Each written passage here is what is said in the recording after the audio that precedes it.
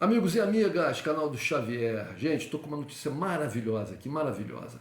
O ex-prefeito do Rio de Janeiro, bispo da Igreja Universal do Reino de Deus, bispo evangélico, Marcelo Crivella, foi condenado a ressarcir a Prefeitura do Rio de Janeiro, o município do Rio de Janeiro, de todas as despesas efetuadas com a elaboração e distribuição de um formulário para o programa Rio ao Ar Livre, que continha questões pessoais sobre raça e religião. Qual era o esquema? Eles faziam questionários, a prefeitura, o pessoal da prefeitura, a mando do prefeito, fazia questionários junto à população que utilizava esse programa Rio ao Ar Livre, né, que era um programa de ginástica para as pessoas, nas praças, etc.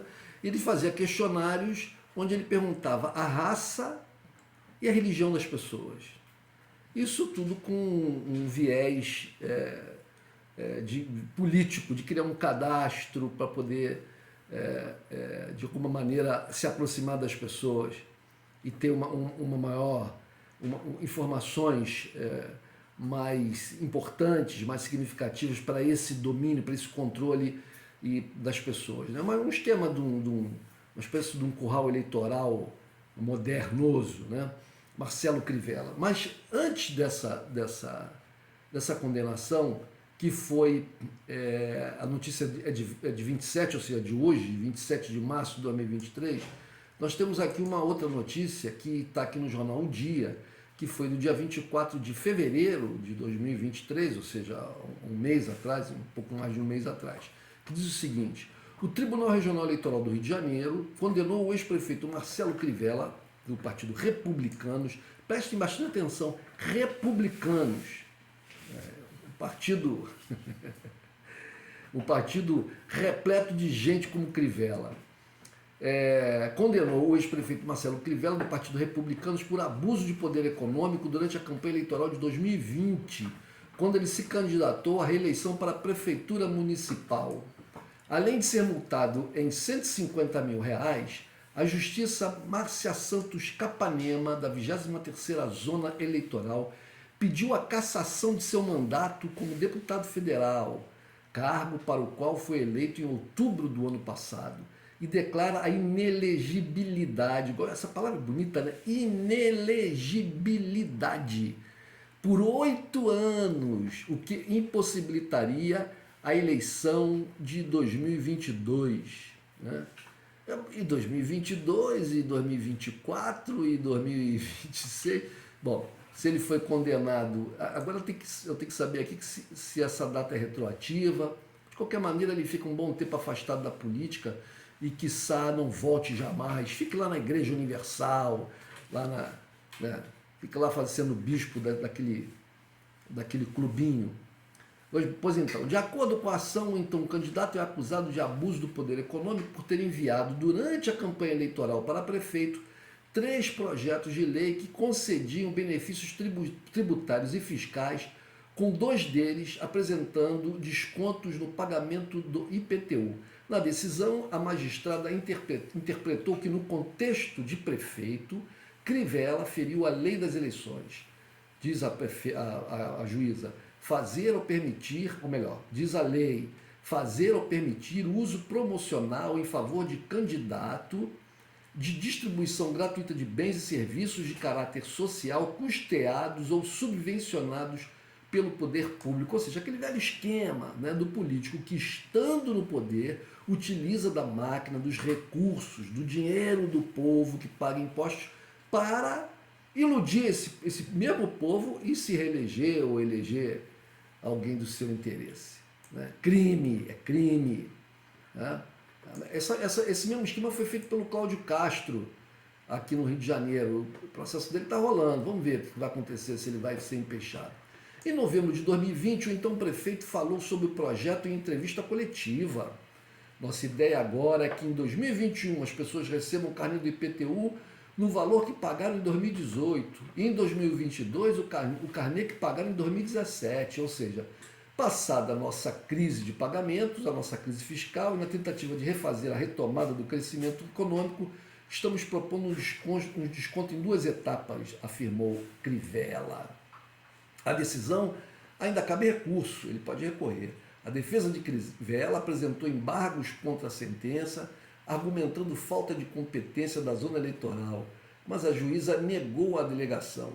Os advogados do ex-prefeito apresentaram ainda um recurso no Tribunal Regional Eleitoral do Rio de Janeiro.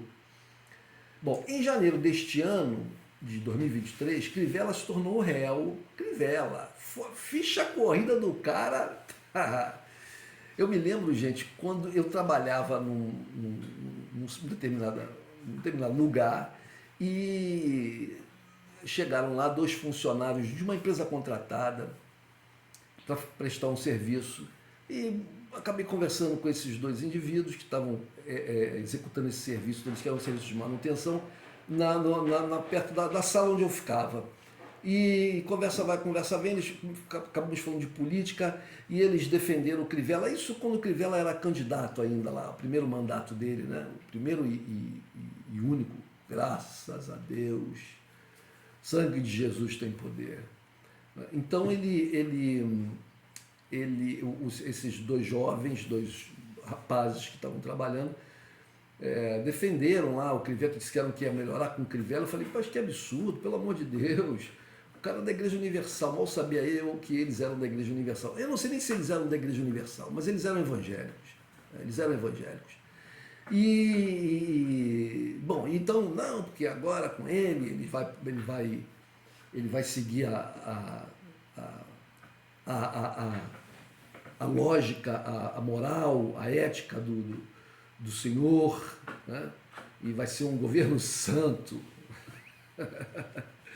É isso, gente, é isso. Na verdade, são lobos em peles de cordeiro, né? Lobos em peles de cordeiro. Todos esses bispos evangélicos na política são todos lobos, não são lobos, eles são verdadeiros demônios em pele de homens santos, né? Vestindo a pele de homens santos, mas só enganam, infelizmente, só enganam quem é muito trouxa, né? Infelizmente, quem é muito ingênuo, ou quem quer ser enganado, ou quem está ganhando alguma coisa. Bom, em janeiro deste ano, Crivella se tornou réu, no caso que ficou conhecido como QG da propina, na Prefeitura do Rio de Janeiro.